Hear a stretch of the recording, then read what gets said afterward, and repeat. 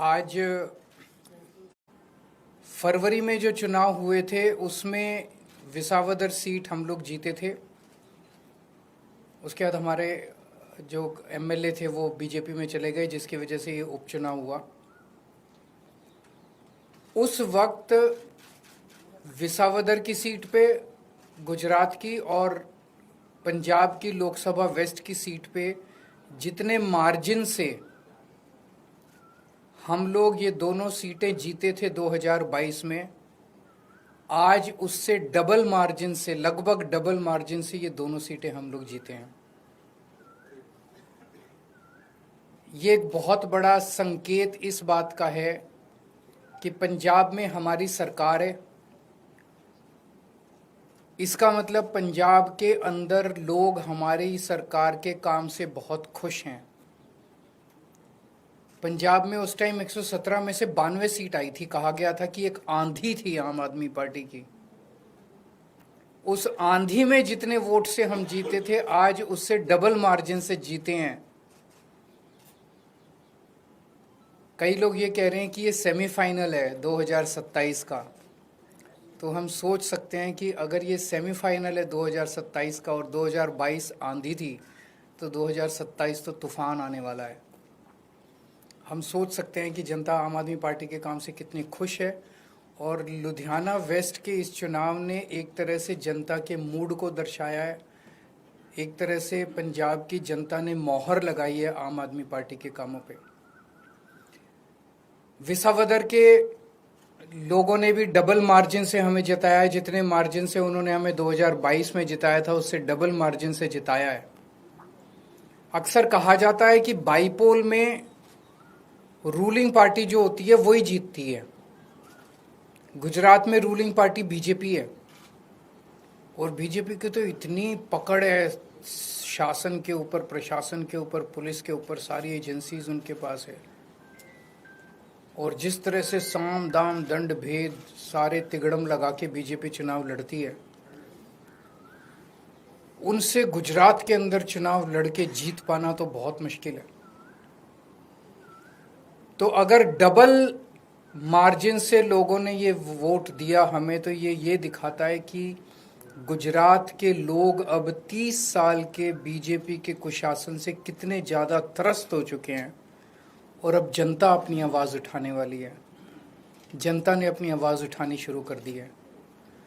और ये दिखाता है कि आम आदमी पार्टी की पॉलिसीज़ के ऊपर और आम आदमी पार्टी ने जो पंजाब और दिल्ली में काम किए उसके ऊपर गुजरात की जनता ने भरोसा दिखाया है। आम आदमी पार्टी पे भरोसा दिखाया, आम आदमी पार्टी की लीडरशिप पे भरोसा दिखाया है। तो गुजरात में अब बीजेपी की से तंग आ चुके हैं और आम आदमी पार्टी लोगों के लिए एक उम्मीद है। 2022 के चुनाव में कांग्रेस को 17 सीट मिली थी गुजरात में, आम आदमी पार्टी को 5 सीट मिली थी। पिछले 3 साल में कांग्रेस के 5 एमएलए छोड़ के चले गए बीजेपी में। आम आदमी पार्टी का 5 में से 1 एमएलए छोड़ के गया बीजेपी में। इन 5 सीटों पे जो कांग्रेस के छोड़ के गए थे, पिछले साल चुनाव हुए थे, 5 की 5 सीट कांग्रेस हार गई और बीजेपी के पास चली गई। एक सीट पे जो बीजेपी ने हमारा एमएलए चोरी किया था, आज बीजेपी से हम वो सीट वापस छीन के ले आए हैं। इससे ये दिखाता है कि गुजरात के अंदर टक्कर सीधे बीजेपी और आम आदमी के पार्टी के बीच में है। अभी भी 2 सीटों पे चुनाव हुए, 1 सीट बीजेपी जीती है, 1 सीट आम आदमी पार्टी जीती है। और ये दोनों जगह चुनाव कांग्रेस और बीजेपी मिलके लड़े हैं। अब कांग्रेस का स्टेटस सभी राज्यों के अंदर एक ही रह गया है, बीजेपी के हाथ की कठपुतली बनके बीजेपी को जिताने की कोशिश करना। विसावदर के अंदर जिस तरह से कांग्रेस ने, दिल्ली के अंदर सबने देखा जिस तरह से कांग्रेस ने बीजेपी की मदद की। विसावदर के अंदर जिस तरह से कांग्रेस ने बीजेपी को जिताने के लिए पूरी एड़ी चोटी का पसीना लगा दिया। पूरी की पूरी कांग्रेस की लीडरशिप, टॉप लीडरशिप जो है वो बीजेपी की जेब में बैठी है, बीजेपी के हाथ की कठपुतली है।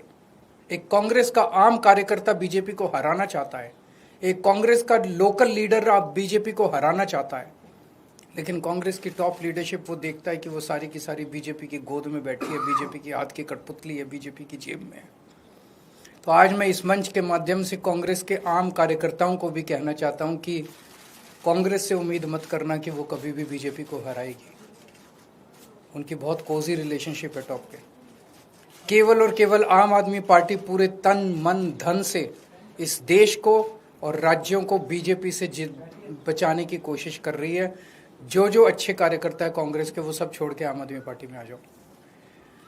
अगर आपका कोई एक दो क्वेश्चंस हैं तो सवाल सीट खाली क्योंकि आपके लुधियाना वेस्ट से जो चुनाव लड़े वो राज्यसभा से गए थे, फिर सवाल खड़े हो रहे थे, लंबे समय से चर्चा थी कि राज्यसभा से कौन जाएगा, आपके नाम की चर्चा चली। चुनाव में विपक्ष ने ये सवाल किया, राज्यसभा से कौन जाएगा ये पॉलिटिकल अफेयर्स कमेटी तय करेगी हमारी, लेकिन मैं नहीं जा रहा, केजरीवाल नहीं जा रहा। आपने तो मेरे को कई बार भेज दिया अभी तक।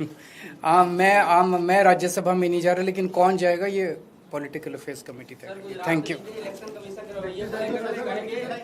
इलेक्शन कमीशन को लेकर उसके बावजूद जीते।